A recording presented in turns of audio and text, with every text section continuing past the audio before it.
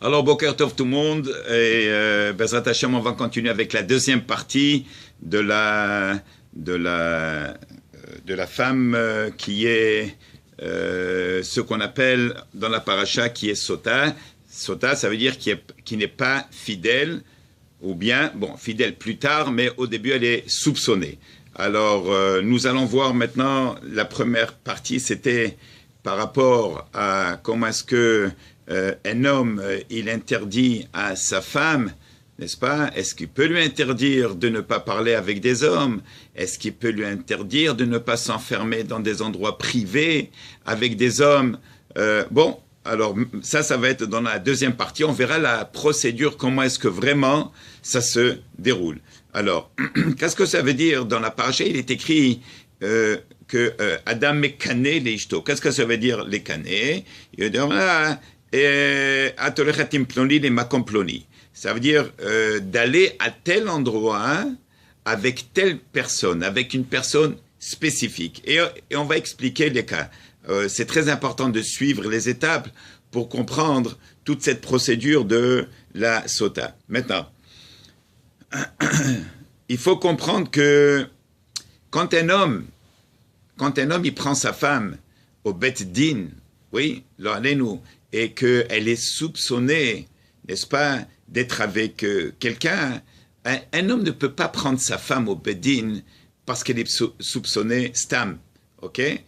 Il faut, premièrement, que ça se fasse, enfin, ça veut dire que ça doit se faire avec deux témoins. Quand la personne dit à sa femme, Ani oser alaych alidei shnei edim litahed ito bepa'am nosefet. Ça veut dire que quoi?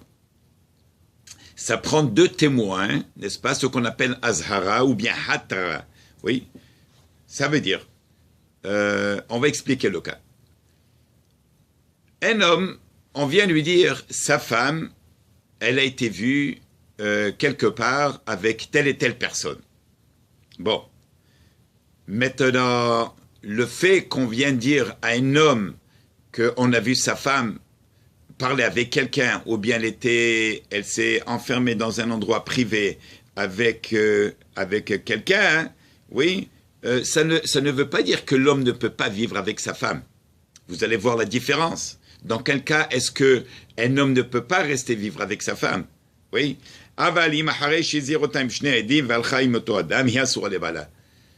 Le premier cas qu'on parle, c'est on vient dire à un homme, on a vu ta femme parler avec telle et telle personne, supposons qu'il s'appelle Shimon. Bon, on a vu telle et telle dame parler avec Shimon. Maintenant, l'homme, il peut parler à sa femme. Premièrement, elle reste toujours à la maison, elle ne va pas quitter la maison, elle ne peut pas quitter encore la maison. Et supposons que l'homme, il accepte ce que sa femme lui dit. Elle dit, regarde, je te promets, il n'y a rien eu.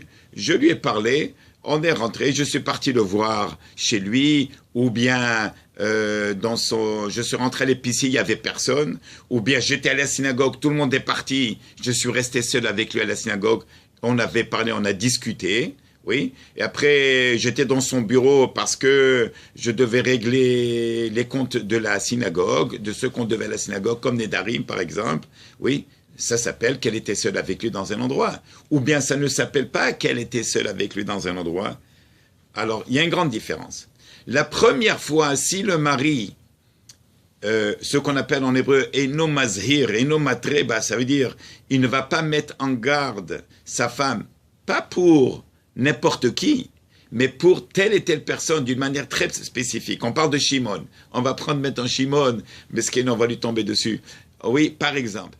Oui. Alors, une femme, on vient dire à son mari, j'ai vu ta femme parler avec Shimon, elle est avec lui dans tel et tel endroit. Son mari lui pose les questions, apparemment, on t'a vu avec Shimon, est-ce que tout va bien? Elle dit, je te promets, il n'y a rien, j'ai rien à te promettre. Écoute, tu es mon mari, lui, je lui ai parlé, on a réglé certaines choses qu'il fallait régler depuis très longtemps, l'argent que je lui dois, c'est tout, il n'y a rien dans ça. Ok? Maintenant, le mari ne peut rien faire. Il ne peut pas interdire sa femme à parler aux hommes. Bon. Le deuxième cas, c'est quand on vient dire à son mari, tu sais, j'ai vu ta femme parler avec Shimon. Le mari, on a dit qu'il ne peut pas, il n'y a pas de soupçon ici. Mais le mari peut dire à sa femme, je ne veux plus qu'on vienne me dire qu'on t'en vient avec Shimon. Je t'interdis de parler avec Shimon et j'amène 2 témoins. Ça veut dire que le mari, il prend sa femme et il lui dit, devant 2 témoins, je t'interdis de parler avec Shimon. N'est-ce pas?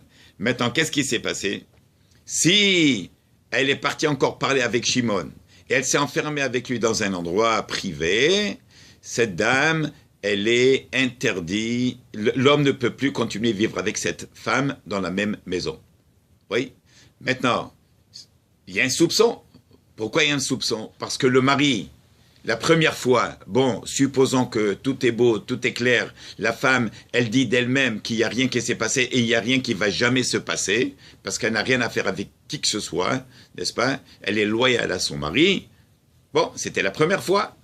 Maintenant, le mari, il lui demande, il lui dit, regarde, je ne veux plus qu'on vienne me dire, je ne veux plus te voir, je ne veux plus entendre, je ne veux plus que tu sois avec Shimon, n'est-ce pas? Je ne veux plus que tu lui parles. Et maintenant, si elle le refait une deuxième fois, là, le mari, il a tous les droits de soupçonner sa femme. Maintenant, je vais aller directement dans le traitement de la procédure. Si la femme est dit, effectivement, j'ai fait quelque chose avec Shimon, elle sort tout de suite avec un girushin. Ça veut dire qu'il est obligé de la divorcer. Il ne peut pas vivre avec elle, n'est-ce pas? Maintenant, si elle n'admet pas ce qu'elle a fait, qu'est-ce que ça veut dire elle n'admet pas ce qu'elle a fait? Ça veut dire que, effectivement, il y a eu quelque chose qui est arrivé. Et madame ne veut pas avouer qu'elle a vraiment fait quelque chose. Bon, alors dans ce cas-là, elle dit la Torah, on n'a pas le choix, mais que de la faire tester avec l'eau.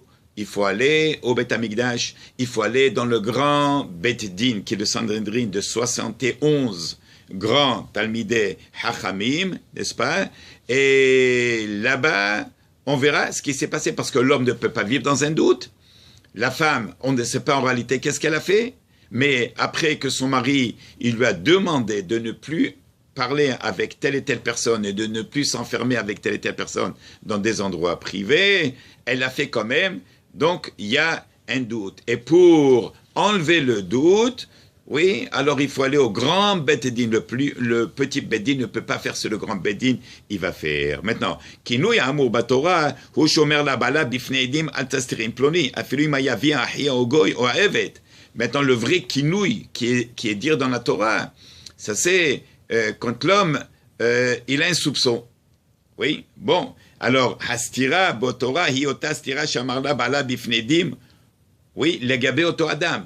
Quand on parle de Stira, ça veut dire que la Torah, elle parle de quoi?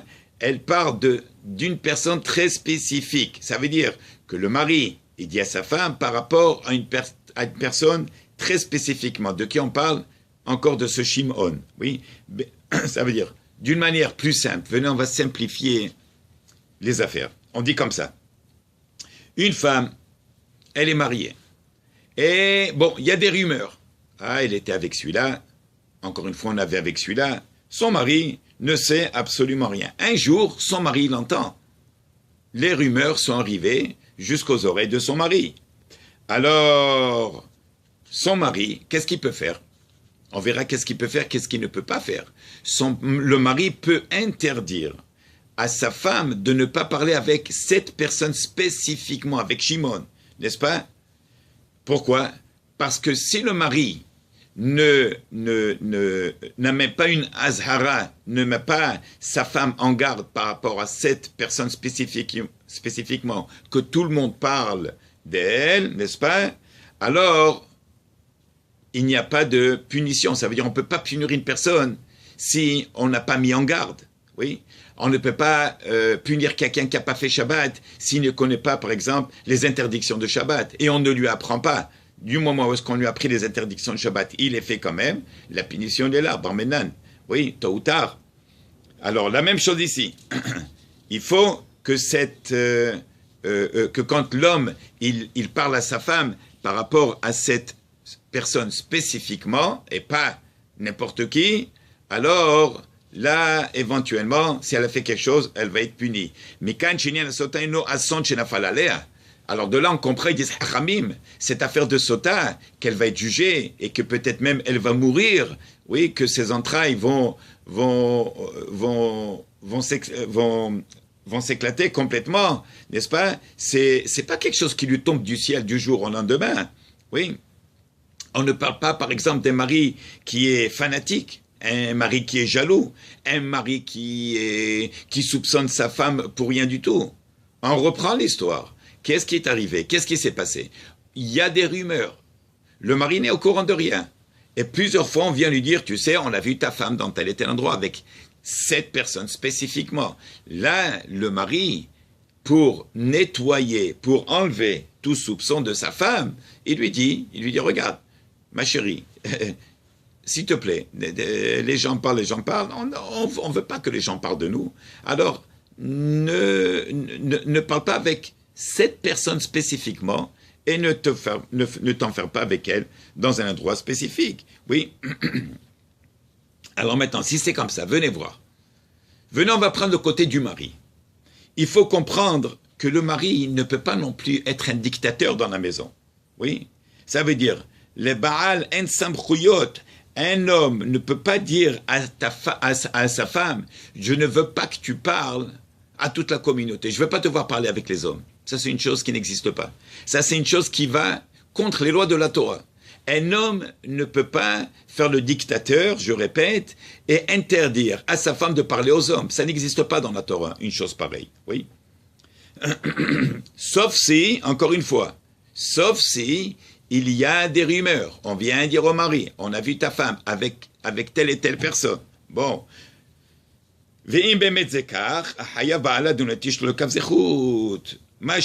Maintenant, supposons, on va prendre la première fois. On vient dire au mari, on a vu ta femme, elle était dans tel et tel endroit, et puis elle a parlé avec telle et telle personne. On reprend Shimon. Maintenant, le mari, il est marié avec cette dame. Il croit sa femme. Il lui dit, ma chérie, qu'est-ce qui est arrivé? On est venu me dire qu'on t'avait... Alors, elle lui dit, non, mon amour. Il n'y a rien qui s'est passé. Donc, le mari, il dit dans le Midrash que le mari, il est Dan. Et Tishtole Kavzechut, il va juger favorablement sa femme. Il dit, oui, d'accord, je te crois, ma chérie. Mais s'il te plaît, à partir d'aujourd'hui, je ne veux plus entendre parler de ce Shimon. Oui. Yomeret Shola Shum Davar. Il reste Davar. La balle, en efsharut lishlol et zchut adibur. Un homme ne peut pas interdire à sa femme de parler, ni d'une manière individuelle et ni d'une manière publique. C'est le droit de la femme de s'exprimer. Ah, mais du moment où est-ce qu'il y a des rumeurs, oui, il peut le faire. Du moment où est-ce qu'on vient dire à son mari qu'on a vu sa femme tel et tel endroit, oui, il peut le faire. Et alors là, l'affaire de la sota, elle rentre, kicks in, comme on dit en anglais. Alors maintenant, encore une fois, on répète, la femme, elle a tous ses droits de parler avec des hommes. Oui, la seule chose que le mari peut faire,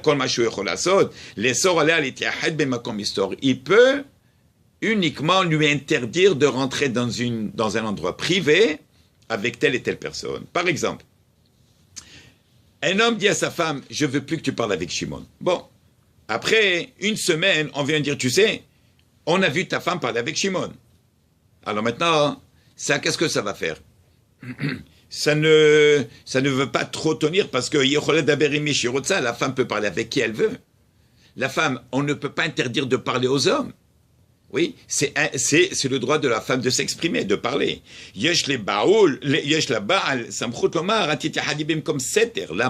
Mais l'homme, il a l'autorité, il a la possibilité de dire à sa femme, je ne veux pas que tu rentres dans un endroit privé avec Shimon. Qui m'a comme setter. Pourquoi? Parce qu'un endroit privé qui est enfermé, ça va faire sortir beaucoup de fumée, comme on dit. Oui, il y a beaucoup de choses négatives qui vont sortir de là. Oui, on n'a jamais entendu parler d'une femme qui rentrait dans des endroits privés avec un homme et qu'on n'a jamais plus parlé de ce qui peut arriver potentiellement. Oui, alors, alors en réalité, La première fois, c'est arrivé. Alors l'homme, il dit à sa femme, regarde, il y a des rumeurs, je répète ce que j'ai dit tout à l'heure. Maintenant, à partir de la deuxième fois, avec les témoins, là, ça devient grave. Là, l'homme peut interdire à sa femme. Alors, dans Masechet Kiddushin, et pourquoi c'est tout ça, Rabotai? Pourquoi c'est aussi grave que ça? Dans Masechet Kiddushin, dans la Gemara, on dit En Aisha mitkadeshet, en alirtzona. Une femme ne se marie uniquement par son propre gré. Je répète, une femme, on ne peut pas faire un mariage forcé, ça n'existe pas. Combien de fois j'entends, on vient me dire, ah, tu sais, chez les chassidim, on oblige. Ce n'est pas vrai. On n'oblige personne, aucune femme. Et si on l'a fait, eh bien, c'est contre les lois de la Torah. Une femme, on lui demande la question et on lui pose la question. Est-ce que l'homme à qui elle va marier, est-ce que c'est finalement l'homme avec qui elle aimerait vivre tout le restant de sa vie? Donc, En Haïcha Mitkadesh était la Mirtsona de la Gemara. Une femme, quand elle se marie, c'est uniquement par sa propre volonté. Mitkadeshet, qu'est-ce que ça veut dire sanctifier? Miohedet laïchazé. Elle reste réservée uniquement pour son mari. Ça s'appelle Kiddushin. Oui, et le lacherim, pas pour les autres. Une femme mariée qui est réservée pour son mari et elle se balade avec tous les hommes ailleurs, à savoir qu'est-ce qui peut sortir de ça. La reine, haïstatrout, la charzara, hachad. C'est pour ça que du moment où est-ce qu'elle va se séclure, où est-ce qu'elle va s'enfermer dans un endroit privé avec quelqu'un d'autre que son mari, ça s'appelle quoi? C'est des chashadot, c'est des soupçons. Elle va être soupçonnée. Et le fait qu'elle dit que je n'ai rien fait, ce n'est pas logique. Oui, surtout on parle de quoi? Quand son mari, il a mis en garde. Je ne veux pas te voir, je ne veux pas qu'on me dise que tu étais dans un endroit privé avec Shimon. Donc il a déjà mis en garde une fois. Et maintenant, elle a fait ça après cette fois-ci qu'il a mis en garde avec les témoins. C'est pour ça qu'il dit Ramban, il appelle ça, c'est un miracle. Pourquoi c'est un miracle? Parce que Dieu, il veut finalement nettoyer les soupçons, il veut enlever les soupçons. Alors pourquoi c'est un miracle? Parce qu'on n'a jamais vu nulle part une avéra, une transgression qu'on fait ça veut dire une avéra qu'on va faire, oui, si un homme ou une femme va transgresser quoi que ce soit, et qu'il y ait une punition sur place. Oui, il y a 613 mitzvot. La seule où est-ce qu'il y a une punition sur place, c'est cette avéra. C'est qu'une femme qui a été mise en garde pour son mari parce que elle est soupçonnée, parce qu'il lui a déjà dit une fois, elle n'a pas écouté, elle s'est enfermée une deuxième fois avec des témoins, et là maintenant, l'homme, comment est-ce qu'il va dormir la nuit? Il soupçonne sa femme. Oui? Alors, pour enlever tout ça, Akadosh Baruch Hu, il a fait un miracle. Il a changé les lois de la Torah et de la nature. Alors, oui, le fait que le mari met en garde sa femme, on ne parle pas de jalousie. Ce n'est pas un dictateur, ce n'est pas quelqu'un qui est fanatique. Non, au contraire. Le Ramban, il dit, mitzvah kol ish misrael kanet ishto. C'est une mitzvah que chaque homme, dans la Torah, il enseigne à sa femme les halachot de tzniut. Qu'est-ce qu'il faut faire, qu'est-ce qu'il ne faut pas faire. Oui, parler aux hommes, ben badai qu'on peut parler aux hommes. La preuve, les femmes, elles vont dans les magasins. Les femmes, elles vont à l'épicerie. Parfois, il n'y a personne. Parfois, c'est des tout petits magasins. Macolette, par exemple, comme en Israël. Un petit magasin, un tout petit supermarché privé. Privé. Il n'y a pas 4 portes, il y a une seule petite porte. Pour entrer, il faut ouvrir la porte. Une fois qu'on rentre, la porte se ferme. Ah, il n'y a que les deux tout seuls. Est-ce que ça s'appelle être enfermé dans un endroit privé? Voilà, elle est avec un homme. Non, mais va d'accord, non, tu ne peux pas interdire ça. Une femme, elle va à la synagogue. Oui, aussi, il y a des hommes là-bas. Une femme, elle va au travail, elle travaille. Oui, parfois une femme, c'est une secrétaire. Elle est seule avec son patron. Qu'est-ce qu'on va dire? Oui, une femme, elle vend des produits parfois. Elle fait du porte-à-porte aussi. Oui, ou bien quand on prend le contraire, quand un homme va voir une femme, ou bien la femme, elle est médecin, elle est docteur. Les hommes viennent la voir un par un, et c'est un bureau fermé. La femme va chez le médecin. Oui, le bureau, il est fermé, elle rentre chez lui, tout le monde est à l'extérieur. Alors quoi? On ne peut pas interdire la femme à parler aux hommes, on ne peut pas interdire à la femme de sortir non plus. Mais avalomitor, Alors oui, alors c'est pour ça qu'il dit le Ramban, c'est une mitzvah. Quelle est la mitzvah? D'enseigner à sa femme des choses qui sont interdites et comment les faire, n'est-ce pas? Un homme, par exemple, il est au dehors de la ville, la femme elle est seule à la maison, les enfants ils sont partis où? À l'école. Les enfants sont à l'école, la femme elle est seule. Par exemple, quelqu'un vient pour livrer un frigidaire. Ouais. Alors, il vient avec le camion, il fait descendre le frigidaire, et il est seul, supposons. Il rentre à la maison, il doit installer le frigidaire. Elle est seule avec lui. Quelle est la halakha? La halakha, c'est que, premièrement, elle ne va pas fermer la porte, elle ne va pas verrouiller, elle ne va pas loquer la porte, oui, à clé. La porte, elle est fermée, mais à n'importe quel moment, n'importe qui veut rentrer, il pousse la porte, il rentre. Deuxièmement, le mari, il n'est pas là, mais il peut venir à n'importe quel moment. Peut-être qu'il n'est pas à la maison, mais il est en ville, il peut venir à n'importe quel moment. Oui. Et encore, il y a plusieurs halachot comme ça. Ça veut dire qu'on voit que, en réalité, un homme, il doit enseigner à sa femme quels sont et comment faire, comment se comporter. Maintenant, la reine astiratzma pamahat, ou dan otalikafsrut. Maintenant, c'est pour ça qu'on comprend que quoi? La première fois que la femme, elle était avec Shimon, par exemple, et elle s'est enfermée avec lui, et bon, alors le mari ne l'a jamais mis en garde, alors lui doit la juger favorablement. Si elle lui dit que rien ne s'est passé, alors rien ne s'est passé. Maintenant, à partir de là, la Renoumamila, donc il la croit. Pourquoi? Parce que c'était juste des paroles, il n'y a pas de Inyan chez Znout. Oui, elle n'a rien profané ici. La reine Mamshir Lichiotita, c'est pour ça qu'il peut continuer à vivre avec elle. Le Meiri, qui est un des commentateurs de la Gemara, il dit une chose extraordinaire. Omer Adam, Altistatri im kshum kol Adam, velo amar la klum. Lama. Un homme, par exemple, il dit le Meiri, un homme, il dit à sa femme, je ne veux pas que tu t'enfermes avec qui que ce soit. Jamais. Ça, c'est une chose qui n'existe pas. C'est comme s'il n'a rien dit. Pourquoi? Qui c'est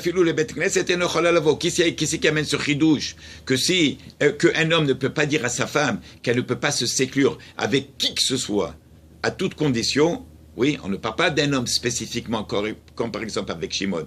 Oui, pourquoi? Parce que si c'est comme ça, une femme ne peut plus sortir alors. On ne peut pas interdire à la femme de sortir. Encore une fois, on revient à ça, ça vient du mairie. On ne peut pas interdire à la femme de parler avec des hommes.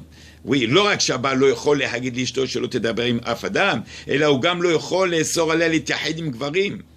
Un homme ne peut pas interdire à sa femme de se séclure, le mairie le répète. Sinon, si c'est comme ça, une femme ne peut pas aller chez le médecin, elle ne peut pas aller voir un avocat, elle ne peut pas aller au magasin, elle ne peut... Donc quoi, elle ne peut pas sortir? On n'a jamais vu une chose pareille. Très bien. Mais Zenavin, Shashkat Asota Liotzi et Haemet Hilatzil Shalom Bayit. De là, qu'est-ce qu'on comprend? Comment est-ce qu'on est arrivé finalement que la femme, elle est devenue Sota? La femme qui est soupçonnée, en fin de compte, elle doit aller au grand Bet Din.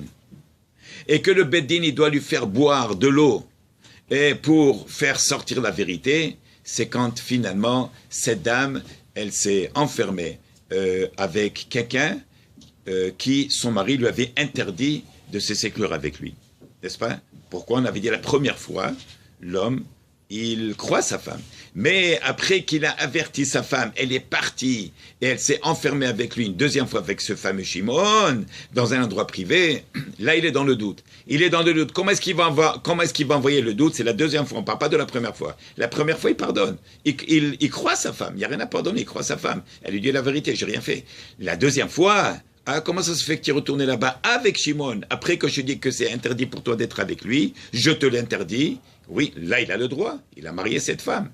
Et la femme, elle est Mikoudéchet. Qu'est-ce que c'est Mikoudéchet? Elle est permis à son mari, elle n'est pas permis au monde entier. Personne n'a le droit de toucher cette femme. Alors, si c'est comme ça, la seule et unique manière de faire ramener maintenant la vérité à la surface, c'est d'aller au grand Beddin. Grand Beddin, ils vont lui faire boire de l'eau.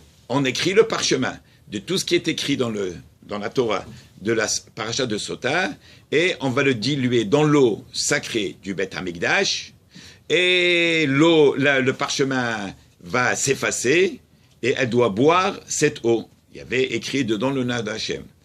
Maintenant, l'homme soupçonne. Pourquoi? Parce que sa femme n'a pas écouté. Mais supposez que rien n'est arrivé. Alors elle a fait une erreur. Mais l'homme, il a un soupçon. Je t'ai demandé de ne plus être avec Shimon et tu es parti. Si elle boit l'eau, elle n'avait vraiment rien fait, alors elle rajeunit, elle va tomber enceinte de son mari, elle aura un garçon. Maintenant, si elle a fait quelque chose et elle admet qu'elle avait fait, elle ne va même pas boire l'eau parce qu'elle admet. Oui, l'homme avait dit à sa femme de ne pas aller avec Shimon. Elle est revenue, où tu étais avec Shimon. Je te dis de ne pas. Tu as fait quelque chose, oui, j'ai fait. Automatiquement, il est obligé de lui donner, de la divorcer. Elle ne peut pas vivre. Il ne peut pas vivre avec sa femme. Oui. Maintenant, si elle était avec Shimon, elle a fait quelque chose, elle n'admet pas. C'est là où est-ce qu'elle va boire de l'eau. Et ça, c'est là où est-ce qu'Akadosh Baruch Hu, lui-même, il se mêle. Et c'est là où est-ce qu'Akadosh Baruch Hu, il punit. Pourquoi? Et comme il dit Ramban, les Hotzi, Miklal Mamzerut d'Israël, pour ne pas avoir des mamzerim au sein du peuple juif. Qu'est-ce que c'est un mamzer? C'est un enfant qui est né d'une relation qui est interdite. Et bar menan, que les parents, ou bien qu'un mari, ne sait pas d'où est-ce que cet enfant il est venu. Est-ce que cet enfant lui appartient? C'est son fils? C'est pas vraiment son fils. Oui. Alors pour enlever tout, c'est hachadot. Pour enlever et pour éliminer tout doute et pour instaurer finalement le shalom bayit entre un homme et sa femme, eh bien, Akadosh Baruch Hu, il dit oui, le petit Beddin 23 ne suffit pas. Il faut aller au grand Beddin. Lequel? Celui qui est dans le Beth Amikdash. Comment est-ce que ça s'appelle? Le Sanhedrin. Qu'est-ce qui est arrivé? Elle est soupçonnée. On ne sait pas qu'est-ce qui s'est passé. Akadosh Baruch Hu va se mêler. Et s'il faut punir, il va punir tout de suite. C'est la seule mitzvah que si on ne la fait pas, n'est-ce pas? Alors on est puni tout de suite. C'est le seul avéra, je veux dire, que si un homme, une femme l'a fait. Maintenant, elle a bu, ses entrailles vont s'éclater, n'est-ce pas? Elle va exploser quasiment. Maintenant, et l'homme qui a fait avec elle avéra, il s'est sauvé. On a mentionné hier dans le premier cours, dans la première partie, que lui aussi, même s'il s'est sauvé, il est parti dans un autre pays, il est parti se cacher, il a déménagé. Eh bien, où est-ce qu'il est? Lui aussi va mourir de la même manière qu'elle est morte. Pourquoi? Parce qu'ils ont fait une avéra. Pourquoi? Parce que c'est une femme mariée qui ne devait pas être partagée avec un autre homme. Alors tout ça, c'est pourquoi faire? Pour nous montrer que Hakadosh Baruch Hu, il a dit Ish et Isha, Shechina Shora Benehem. Ish, il y a le Yud, Isha, il y a le Hei. Yudke, c'est les deux noms de la création du monde. Où est-ce qu'Akadosh Baruch Hu a créé le monde avec? Et avec quoi Akadosh Baruch Hu, il a créé Adam et Ève avec? Et avec quoi Akadosh Baruch Hu, il dit dans Sula Chupa, Bara, Hatan, Vekala. Donc le mariage, c'est une nouvelle créature de hommes et femmes qui deviennent une unité. Et c'est pour ça qu'il faut garder le Shalom Bayit. Et s'il n'y a pas de Shalom Bayit, comment est-ce qu'on va savoir qu'est-ce qu'il y a à l'intérieur de la personne? Eh bien, malheureusement ou heureusement, c'est de se faire tester par l'eau qui est sacrée dans le Beth Amikdash. Voilà. Alors, je vous laisse avec cette deuxième partie et Bezrat Hashem, partagez. Baruch Adonai l'Olam. Amen, amen.